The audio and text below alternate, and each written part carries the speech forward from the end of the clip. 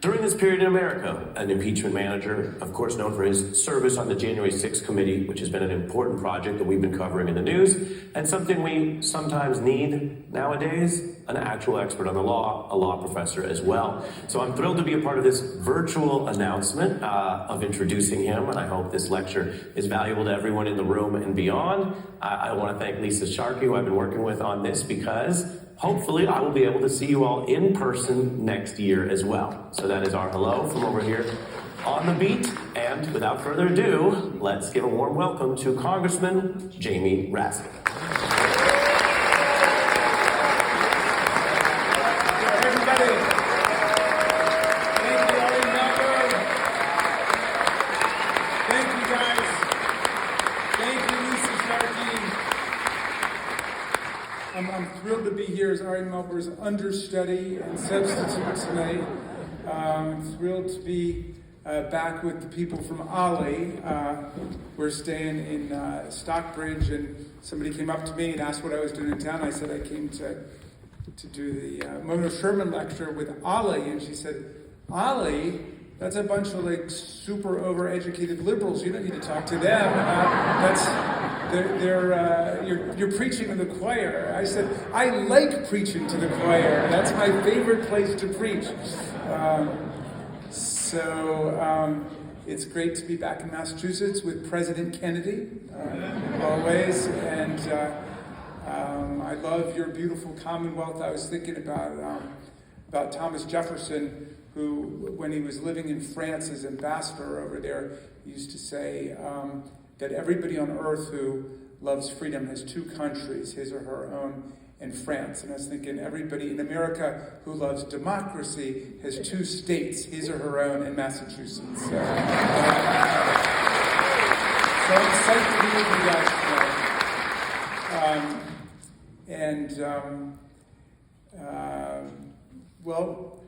Settle in, because I've come a long way from the free state of Maryland, and I got some stuff to say, and I was once a state senator, so I knew how to filibuster, and so I'm talking tonight about constitutional democracy versus insurrectionism, and I should say I'm here as a true blue Democrat, but I want to speak to people across the political spectrum, so I thought I would begin my remarks by invoking our last great Republican president, Abraham Lincoln, who spoke of government of the people, by the people, and for the people. And this is the tantalizing and always elusive dream of America. But if you read the Constitution the way that I do, you will see that the vast majority of the constitutional amendments that we've added since the original Bill of Rights have been suffrage expanding, democracy deepening amendments. So the 13th Amendment abolished slavery, and the 14th Amendment gave us equal protection and due process, and the 15th Amendment banned race discrimination in voting, and the 17th Amendment shifted the mode of election of the U.S. senators from the legislatures to the people. And the 19th Amendment doubled the franchise in America by passing women's suffrage. And the 23rd Amendment gave people in Washington, D.C. the right to participate in presidential elections, at least. The 24th Amendment banned poll taxes, dismantling a huge barrier to political participation. The 26th Amendment lowered the voting age to 18. You see, the whole trajectory of our constitutional development has been towards a more perfect union by the expansion of democracy. Sometimes my distinguished friends across the aisle will get up and say, well, Raskin keeps talking about democracy, but we're not a democracy, we're a republic. And they think, they really got me with that one. But a republic is just a representative democracy, because not everybody can operate on the town hall principle where everybody comes together and decides everything together. I'm sure that's how things happen here in Great Barrington, actually, but in a lot of the New England towns. But a republic is just a representative democracy, and our representative democracy has grown ever more democratic through American history, and there are a lot of people invested in denying the fact that we are an aspiring and ambitious democracy, but that's what we are, the world's greatest multiracial, multi-ethnic constitutional democracy that's ever existed, even with everything we've been dealing with over the last few years. So, if the search for democracy has been the motor force of our constitutional development, then white supremacist insurrection has been the undertow in our history, obstructing democratic progress and dragging us down into lower forms of government and political organization, like autocracy and kleptocracy and plutocracy and theocracy. So I want to show you tonight that the struggle going on in America today is between constitutional democracy and Donald Trump's MAGA-style insurrectionism and authoritarianism. And to see the dynamics of this fight, you need look no further than the current struggle going on even this weekend over whether the MAGA extremists who've commandeered the Republican Party will be able to plunge our country into default, economic crisis, and mass unemployment if we don't give in to their demands to swing a wrecking ball at veterans programs, education, SNAP, nutrition, healthcare, environmental protection, and essentially every other form of public spending other than military spending. And Florida Representative Matt Gaetz gave the game away this week when he told Speaker McCarthy not to budge from the GOP proposals in talking to President Biden, because he said we shouldn't negotiate with our hostage. Now the hostage there, of course, is the American people and the American Constitution.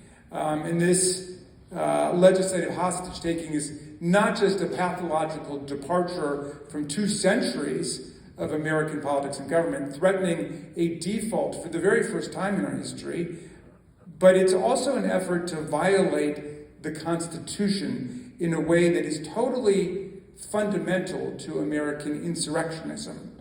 Now, if you go to slide 1, my friend Lucas, if you're out there. It is up there, okay, good. Section 4 of the 14th Amendment says that the validity of the public debt shall not be questioned. And that's the principle which should be framing this entire debate. The 14th Amendment is not an option, as the press keeps saying, should the president exercise the 14th Amendment option. It's a mandate, and it's the whole context within which we have to be examining this whole struggle that's taking place.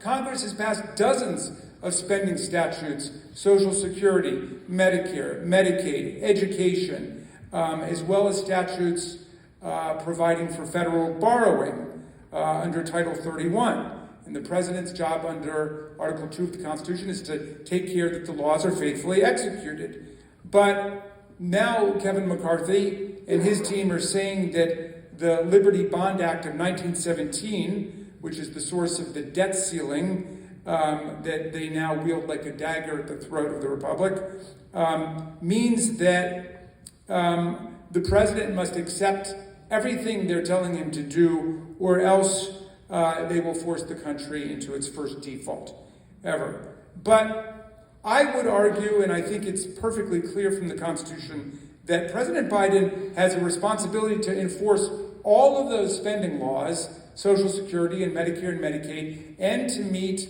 the contractual obligations of dealing with the bondholders of the country. And all of those are a massive statutory mandate on the president, who takes care that the laws are faithfully executed. And against all of that, they say, well, there's this one law, which they describe as a debt ceiling, which would prevent the president from meeting all of these other laws.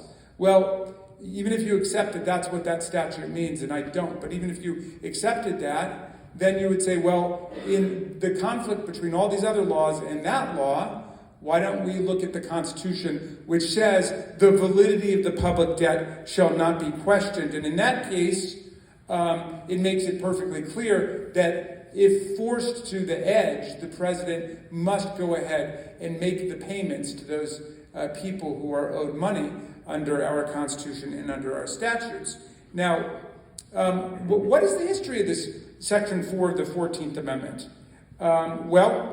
During the Civil War, President Lincoln and the Republicans had to increase the federal debt 80 times in order to pay for the war. And President Lincoln committed both to private entities, but also to states that were putting up money and whose people were serving in the war, that their debts would be made, either money they put up ahead of time or the bonuses and the pensions that were owed to the Civil War soldiers. And when the southern states re-entered the Union, they quickly began talking about repudiating the debt that President Lincoln had incurred in the course of prosecuting the Civil War.